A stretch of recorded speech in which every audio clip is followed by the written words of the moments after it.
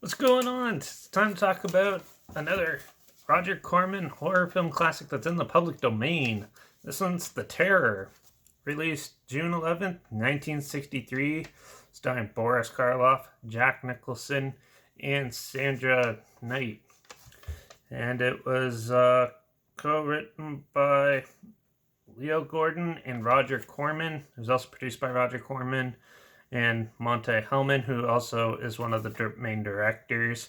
Also, Jack Nicholson also apparently directed some of it, and um, yeah, Jack Hill, one of the producers, apparently also helped direct it, and a couple others. So yeah, this is kind of a mixed mash of stuff of a whole pile of people's um, opinions and stuff because the back history to this film is pretty interesting.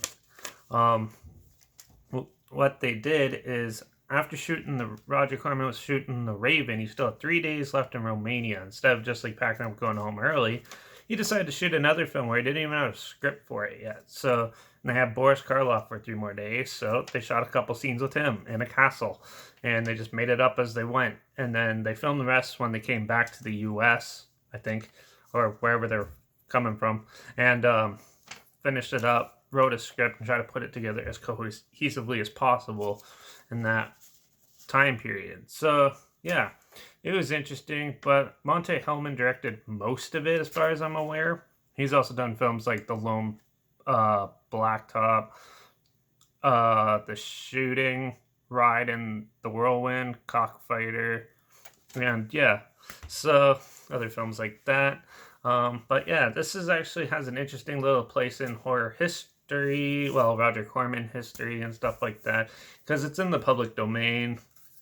And it's pretty easy to find this film. It's pretty amusing and stuff like that. Jack Nicholson plays a really serious role and stuff. I think this is shortly after the Little Shop of Horrors appearance that he did.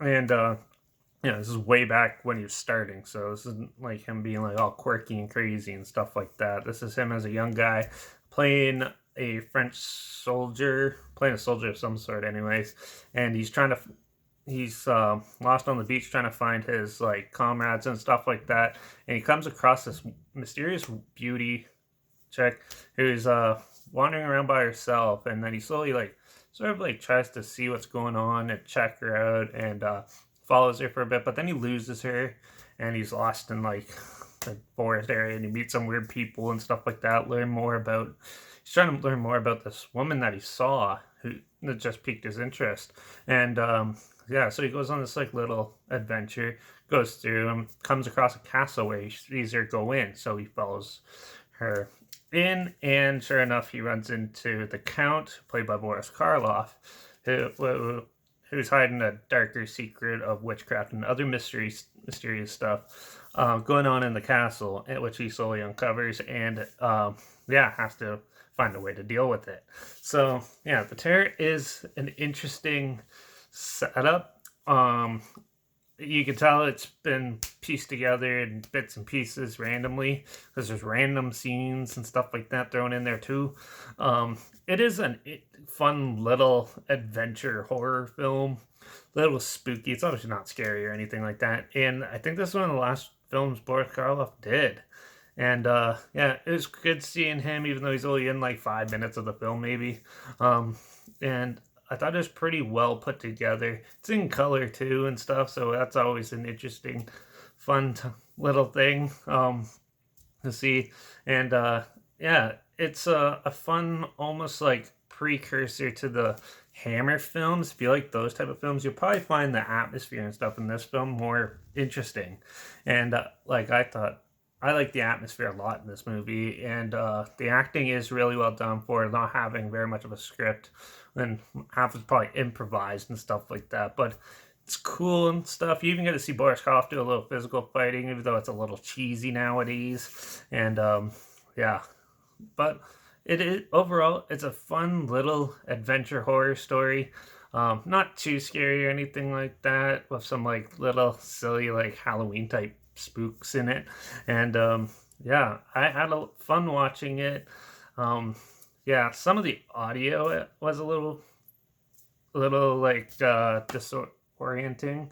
But overall, that could just be the transfer I was watching. I just found it on a Blu-ray on a DVD pack, so yeah. But overall, it's a fun little horror adventure. So definitely, if you haven't seen it, check it out. It's pretty cool. And it's also cool seeing Jack Nicholson being a more serious actor back in the day. And this is like one of Roger Corman's earlier films. And yeah, you can tell they definitely added a little heart to it, even though they didn't really have much to work with. And yeah, besides it, you can sort of some plot holes here and there, and it's a little bit slow in some scenes, but overall it's still interesting, fun little ride. Just if you have like a spare hour and 20 minutes or so, it's fun. So definitely check it out. I'm gonna give this one a 3 out of 5, because yeah, I've watched it since I was a kid, so I always have fun watching this film. It's enjoyable. I go back every once in a while. It's one of those like Halloween favorites and stuff like that. So yeah, if you haven't seen it, there's a trailer and probably some clips and stuff linked down below. So make sure you check those out if you're interested. Also, make sure you follow me on Instagram where I post clips of films I'm going to review in the future on my story, and I hide the title in a hashtag just for fun. If you want to try to find it or guess what I'm reviewing or whatever, it's there. Also, subgenre of films in there too, just in case. Yeah, something you're not interested in or something you're aware of it. So make sure you follow me on Instagram, stay in the loop. Make sure you like this video. Comment down below your opinions of it. If you've seen it, did you like it as much as I did? Do you absolutely hate it? I'd love to hear what you thought of it. And yeah, share it if you really want to. Make sure you subscribe because you never know what I'm going to talk about next. And if you have any films that you want to hear my opinions on in the future, comment those down below as well. I'll try my hardest to get to them as soon as I can and if I can find them. But yeah. Well, it's a good time seeing another Roger Corman film. Another like one of those low-rated ones, but has quite the cult following and stuff like that, and it's fun. Just check it out if you haven't seen it. It's interesting. So yeah, but with that, I'm probably gonna go try to find something else weird to watch. So till the next review, cheers.